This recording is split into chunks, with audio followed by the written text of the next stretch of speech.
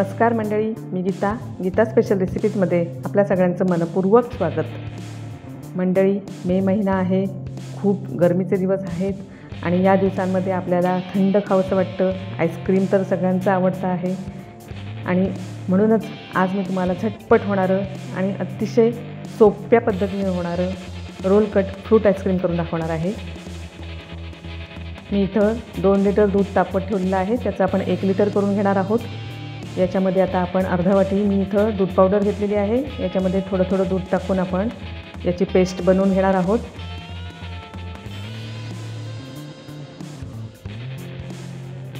व्यवस्थित अशी छान मस्त पेस्ट करून घ्यायची आहे, गुठळी राहता कामा नये।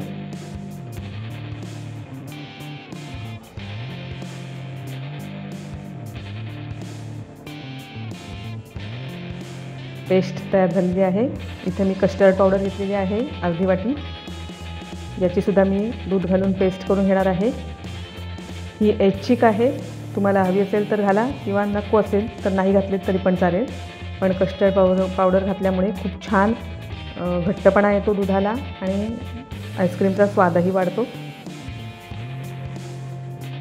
पूर्ण गुठळ्या मोडून घ्यायच्या आहेत आणि छान मस्त मिक्स करून घ्यायचं आहे।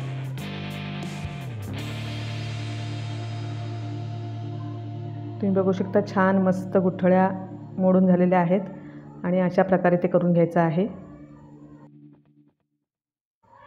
फ्रूट्स आईस्क्रीम आहे, यामध्ये मी चिकू घेतलेला आहे, एक मोठा चिकू घेतलेला आहे, एक मोठा पेरू घेतलेला आहे, चिरून घेतलेले आहेत आणि आंबा घेतलेला आहे, आंब्याचा पल्प घेतलेला आहे। ही आपण मिक्सरला पेस्ट करून घेतलेली आहे। चिकूची पेस्ट, आंब्याची पेस्ट, सर्व पेस्ट आपल्या तयार आहेत। दूधही आपलं छान आटून 2 लिटरचं 1 लिटर झालेलं आहे। आता याच्यामध्ये आपण ही दूध पावडरची पेस्ट घालून घेऊया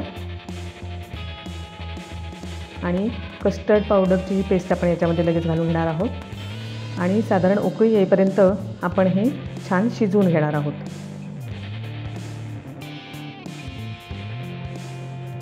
आता याच्यामध्ये आपण साखर घालून घेऊया।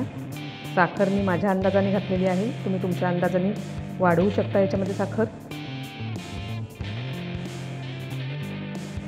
आपला आता आईस्क्रीमचा बेस तयार झालेला आहे। आईस्क्रीम सेट करण्यासाठी मी इथं असं प्लास्टिकचा ग्लासचा वापर करणार आहे। याच्यामध्ये आता मी फळांचे हे जे आपण पेस्ट करून घेतलेले आहेत त्या संपूर्ण घालून घेणार आहे प्रत्येक ग्लासमध्ये। तुम्ही अशा प्रकारे बेस तयार केलात तर तुम्ही कुठल्याही तुमच्या आवडीच्या फळाचं आईस्क्रीम झटपट बनवू शकता।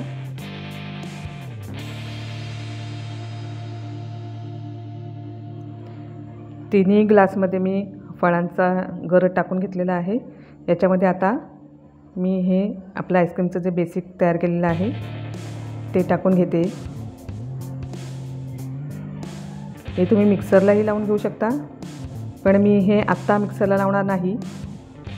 जेव्हा हे 4 तासांनी अर्ध सेट होईल त्यावेळेला मी पुन्हा बाहेर काढून हे पुन्हा मिक्सरला लावून पुन्हा सेट करायला ठेवणार आहे।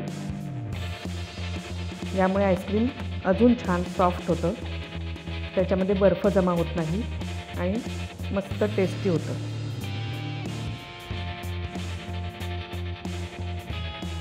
हे सर्व असं छान पद्धतीने मिक्स करून घ्यायचं आहे।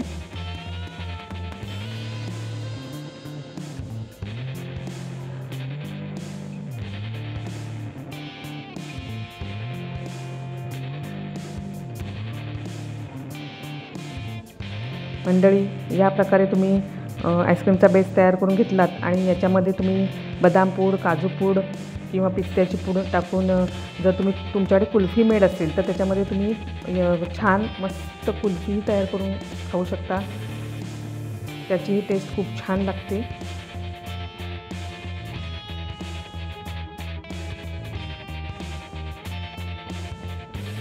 आता आपले हे फळांचे जे गर आहेत ते या आपल्या आईस्क्रीमच्या बेसमध्ये छान मिक्स करून झालेले आहेत।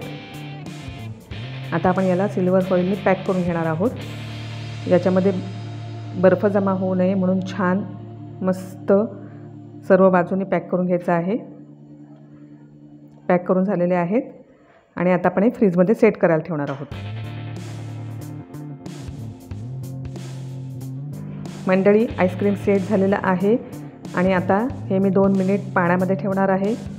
यामुळे ते छान पटकन आपल्याला बाहेर काढता येईल. हे बघा, खूप छान आईस्क्रीम तयार झालेलं आहे. त्याचे आपण रोल कट करून घेऊया.